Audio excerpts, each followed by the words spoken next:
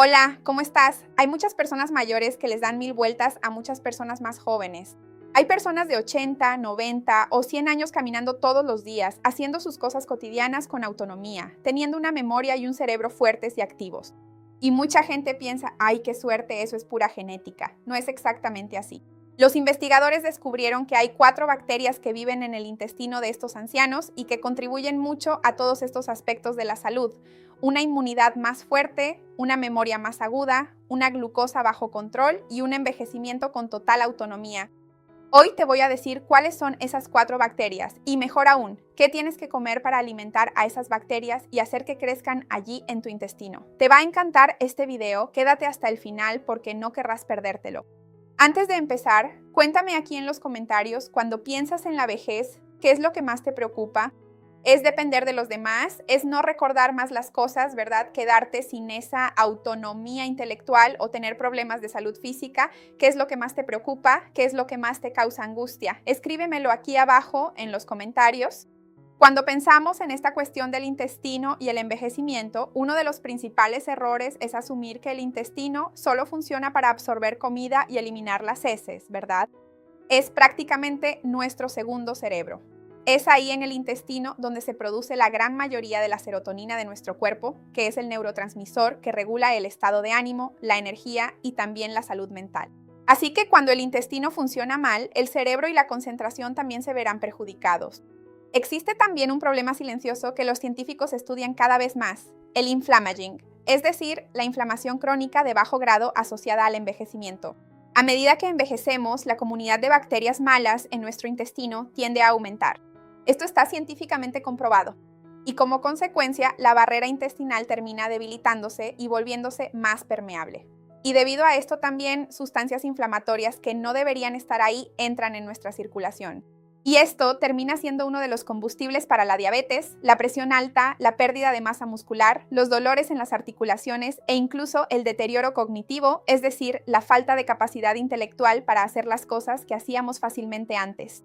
La diferencia que los investigadores lograron comprobar en estos adultos mayores centenarios es precisamente esa. Ellos logran tener estas bacterias buenas que frenan esa inflamación en el organismo, es decir, usan las bacterias, la microbiota intestinal buena, como un escudo. Vamos a empezar hablando de cuáles son estas bacterias y qué puedes comer en tu rutina diaria para alimentarlas y dejar tu intestino más protegido y más saludable. La primera bacteria que se convirtió en la favorita de los científicos de Harvard es la Akkermansia mucinifila.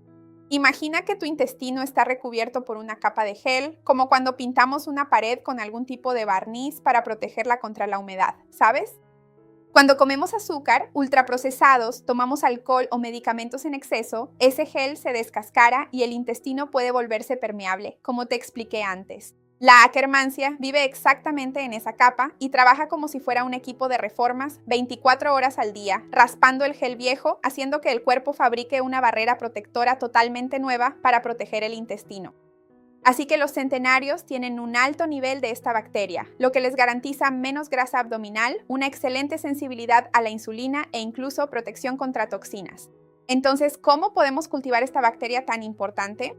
Se alimenta principalmente de alimentos que tienen muchos polifenoles en su composición, así que la uva oscura, la granada, el cacao puro de más del 70%, el té verde a diario, los arándanos, las moras, esas frutas rojas son excelentes fuentes de polifenoles. Y lo principal, reducir el exceso de alimentos procesados que pueden dañar esta capa de mucosa también resulta fundamental. La segunda bacteria es la Faecalibacterium. Este es uno de los mayores marcadores de juventud de nuestro cuerpo. Es considerada una de las bacterias más importantes y una de las productoras más eficientes de butirato en nuestro organismo. Y el butirato es un ácido graso de cadena corta que sirve como supercombustible precisamente para las células de nuestro intestino. El butirato actúa calmando el sistema inmunológico, repara la mucosa y es un poderoso antiinflamatorio natural. En la mayoría de las personas, la Faecalibacterium cae drásticamente con el paso de los años, pero en los centenarios súper saludables se mantiene en niveles altísimos. Entonces, ¿cómo podemos alimentar a la Faecalibacterium? A esta bacteria le encantan las fibras solubles y los alimentos fermentables. Todo lo que fermenta en tu intestino es una excelente comidita para ella. Así que tienes que incluir en tu rutina diaria frijoles, lentejas, garbanzos, avena, linaza, semillas de chía y también otros alimentos ricos en inulina, la cebolla, el ajo, el puerro, los espárragos. El psyllium también es una excelente fuente de fibra soluble, así que cuando pienses en Faecalibacterium, piensa en las fibras solubles, asegúrate de incluirlas bien en tu día a día y recuerda beber mucha agua también, ¿verdad? Para ayudar a que estas fibras funcionen mejor en tu organismo. La tercera bacteria es Oxalibacter. Aparece repetidamente en los estudios de personas mayores con una excelente salud metabólica. Aunque la ciencia todavía está descubriendo todos sus secretos, sabemos que es especialista en procesar el almidón resistente. Ayuda a reducir drásticamente la resistencia a la insulina, evita la acumulación de grasa visceral, esa grasa peligrosa que se queda dentro o cerca de los órganos, ¿sabes? Y reduce los marcadores de inflamación. Así que es súper poderosa. ¿Cómo podemos cultivar esta Oxalibacter en nuestro intestino?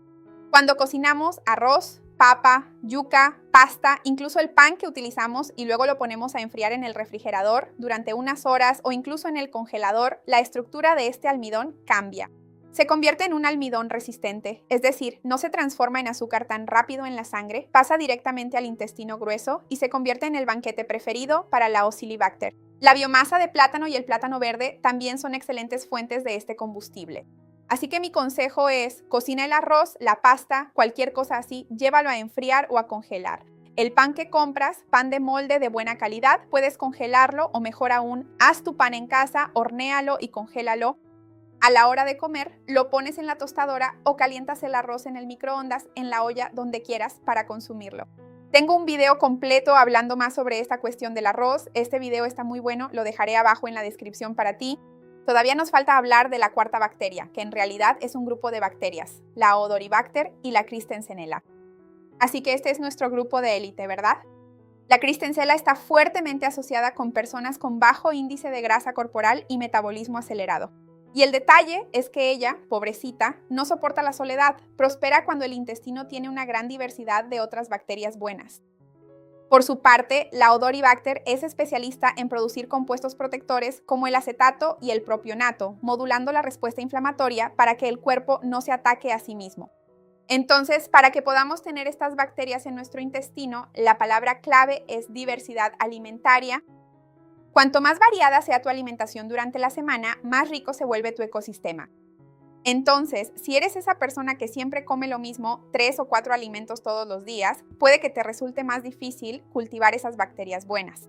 También tenemos que hablar de una cuestión muy interesante con respecto al estilo de vida de estas personas mayores, ¿verdad? De estos centenarios.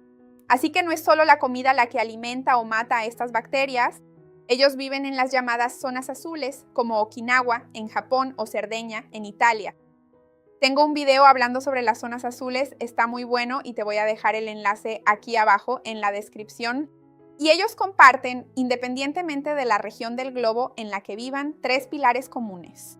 El primero es el movimiento diario, es decir, actividad física constante. Caminar, cuidar el jardín, subir y bajar escaleras. Todo esto aumenta la diversidad de bacterias beneficiosas en el intestino. El sedentarismo oxida el tubo digestivo, digamos así, entonces tenemos que movernos. La segunda cosa es el control del estrés. El estrés crónico libera cortisol, adrenalina y el exceso de estrés, el exceso de cortisol, destruye esas uniones del intestino y mata a las bacterias buenas. Entonces, controlar la ansiedad, controlar el estrés, el mal humor también es súper importante. Y la tercera cosa es el sueño reparador. El intestino tiene un reloj biológico y dormir mal altera la microbiota y favorece a las bacterias inflamatorias. Entonces, esto también está relacionado con que logres cultivar las bacterias buenas. Un error muy común que comete la gente cuando decimos vamos a mejorar las bacterias del intestino es que la persona lo asocia con suplementos probióticos, en cápsulas, en polvitos y sale corriendo a la farmacia a comprarlos y tomarlos. Ese es un gran error, porque intentar colonizar tu intestino sin tener una buena alimentación, sin consumir suficiente fibra y sin ofrecerles los prebióticos que necesitan, no va a servir de nada. Es lo mismo que si agarras unas semillas caras y las tiras sobre el cemento, sobre el concreto. No sirve de nada. Así que lo ideal es que consumamos probióticos naturales. Kéfir, yogur, repollo fermentado, pepinos, pepinillos fermentados Tengo una playlist sobre ellos aquí, pero también consume alimentos prebióticos, como las fibras, los vegetales y otros alimentos ricos en polifenoles, de los que te hablé antes. Así que todo esto te ayudará a tener más variedad de esas bacterias buenas y a garantizar que crezcan bien.